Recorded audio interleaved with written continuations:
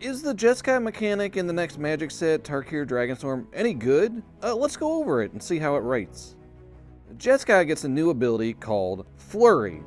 Flurry is an ability word, and it's a triggered ability that happens when you cast your second spell in a turn. So if we look at a devoted duelist here, this little goblin monk deals 1 damage to each opponent when you cast your second spell each turn. The rules part of this are pretty simple. It doesn't matter if your first spell resolved or not, or even if your second spell winds up resolving. The trigger goes on the stack when you cast your second spell before it resolves. Now there was actually a Baldur's Gate card called Monk of the Open Hand that basically had this ability called Flurry of Blows. I guess they just shortened it to Flurry. So the idea of Flurry is supposed to imply a sort of like a martial arts style of rapid blows. This ability isn't exactly a new concept.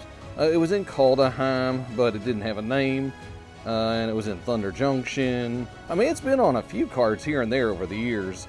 I like it when they give these sort of things names. As flavor goes, I give this an A-. But as a mechanic, it's always kind of sucked. The main problem is that you need to cast 2 spells in a turn or it doesn't do anything. This means you either need a bunch of cheap cards to be sure that you can cast 2 spells, or you don't get the ability until later in the game when you have more mana available. This is a mechanic that you really have to build around, and it also only works once per turn. I mean, imagine if this triggered on every spell after your first instead. That might be better.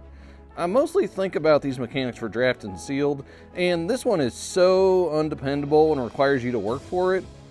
Given that, I give it a C-. Just be happy when it happens. Let me know if I'm wrong.